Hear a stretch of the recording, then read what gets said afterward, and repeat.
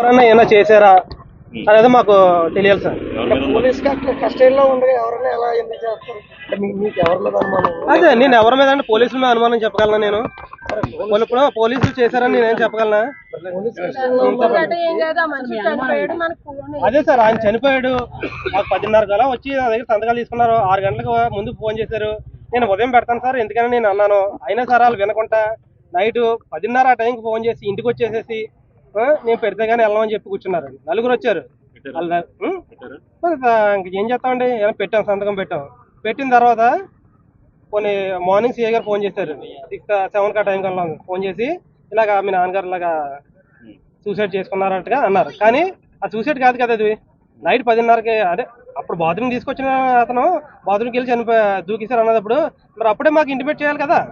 అనేది అదే మరి అక్కడ నుంచి తీసుకెళ్ళింది రూరల్ స్టేషన్లో ఉన్నారు. ఆయన రూరల్ స్టేషన్ నుంచి ఇక్కడ టౌన్ స్టేషన్ తీసుకొచ్చారు. అక్కడ హైవే మీద విజువల్స్ ఉంటాయి, సీసీ కెమెరా విజువల్స్ ఉంటాయి. ఇక్కడ టౌన్ లోకి వెళ్ళేటప్పుడు ప్రతిదీ టౌన్ లోకి వెళ్ళినప్పుడు సూసైడ్ కాదు సార్, ఇది సూసైడ్ కాదు. టౌన్ లోకి తీసుకెళ్లారు. టౌన్ లో తీసుకెళ్ళినప్పుడు అక్కడ కూడా కెమెరాస్ ఉంటాయి. ప్రతి దగ్గర ఆయన స్టేషన్ వరకు కూడా కెమెరాస్ ఉంటాయి. స్టేషన్ దగ్గర కూడా కెమెరా ఉంటది. అవన్నీ విజువల్స్.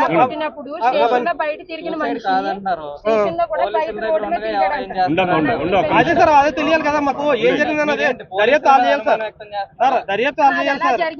ఇప్పుడు పోలీసులు ప్రమేయంతో చేశారా లేదంటే ఎవరైనా వాళ్ళకైనా కష్టం చేశారా? ఎవరన్నా ఉంటేనే కదా ఏం చేస్తారు. అది ఏం చేశారని మాకు తెలియాలి సార్. ఇప్పుడు ఆయన చనిపోయిన విధానం చూస్తే మాకు బాగాలేదండి. అది అనుమానాస్పదంగా ఉంది. అనుమానాస్పదంగా ఉంది సార్ చనిపోయిన విధానం. మాకు అది ఎలాగన్నా సరే అది సీసీ ఫుటేజ్ విజువల్స్ తీసి మాకు అది బయటగా పెట్టాలని చూస్తాం సార్. నిజం తెలియదు సార్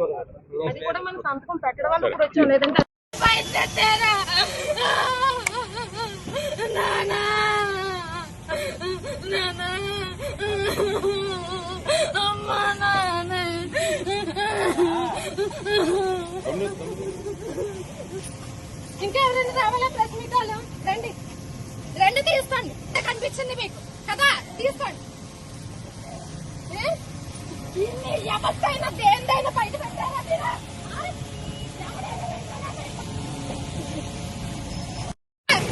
అందరినీ చేయాలి సంఖ్యలు అందరూ.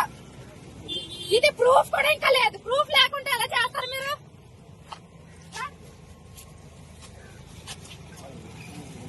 చేసిన తప్పుకి మీరు శిక్ష ఇచ్చారు. అది తప్పని మేము అన్నాం. మేమే రాలేదు ఇంకా స్టేషన్ కి. అతను తప్పు చేశాడని మేము నమ్మే కదా రాలేదు. అలాంటప్పుడు ఎంత సోషల్ మీడియాలో పెట్టినప్పుడు ఆయన ఎస్ఐ కూడా చెప్పాడు తీయమని, కానీ ఏ పోస్ట్ కూడా తీయలేదు ఇప్పటికి. ఇప్పుడు ఎక్కడండి ఎన్ని డబ్బులు ఎన్ని కోట్లు వస్తాయో సోషల్ మీడియాలో తీసుకోండి కోట్లు ఆస్తి సంపాదించి ఇల్లు కట్టండి. ఎవరి కోసం ఎవరు బాగోతే ఎవరికి తెలియదని ఇవన్నీ. ఎవరైతే ఏంటి ఏ పర్సన్ రాకూడదా అతను చూడడానికి? ఏ పర్సన్ రాకూడదా అతను చూడడానికి? చెప్పండి నాకు. మా దగ్గరికి 10:37 టైంకి వచ్చారండి కానిస్టేబుల్ గారు. వాళ్ళు ఎలా అంటే మా దగ్గర లెటర్ ఎలా పెట్టించుకున్నారంటే ఆ మనిషిని మేము కోర్టుకు ప్రొడ్యూస్ చేయాలంటే ఫ్యామిలీ మెంబర్లు ఎవరో ఒకరు సంతకం పెట్టాలని చెప్తే మా వారు పెట్టారు. నేనేం చెప్పానంటే వాళ్ళ మిస్సెస్ తో పెట్టించండి, మేము వేరేగా కాపురం చేసుకున్నాం, మాట ఎందుకు పెట్టేస్తారని చెప్పాం. 10:37కి మేము సంతకం 10:30కు సంతకం పెట్టాము. సిఎస్ఆర్ మార్నింగ్ ఫోన్ చేసి 10 గంటల నుంచి 10:30 లోపు మనిషి చచ్చిపోయాడని చెప్పారు. బాడీ ఇంకా దొరకలేదు, చనిపోయాడు. మరి చచ్చిపోయాడని చెప్పి సంతకం పెట్టించుకోవాలి, కానీ కోర్టులో పెడతామని ఎందుకు పెట్టించుకోవాలి సార్ సంతకం? మాకు ఆయనతో సంబంధం లేదండి. మేము అతను వదిలేసాం. మేము కొట్టేటప్పుడు కూడా మేము పట్టించుకోలేదు. ఎవరి ఆడపిల్లైనా నా ఆడపిల్లని ఎవరైనా ఒకటే. మాతో సంతకం కోర్టులో ప్రొడ్యూస్ చేయడానికని ఎందుకు పెట్టించుకున్నారు? చచ్చిపోయాడు కదా, చచ్చిపోయాడని ఎందుకు చెప్పలేదు సార్? మాకు అది కావాలి. మాతోనే సార్ 10:30 10:37 టైంలో సార్, నైట్ సార్. మేము మార్నింగ్ కూడా పెడతామని చెప్పాం. మాకు ఆ మనిషితో అయితే సంబంధం లేదు. నా కూతురైనా ఎవరైనా ఒకటే. ఒక నిమిషం ఉండు సార్, నేను కోడను సార్. నా పేరు నాగలక్ష్మి సార్. నాకేంటంటే ఆ మనిషితో మాకు సంబంధం లేదు.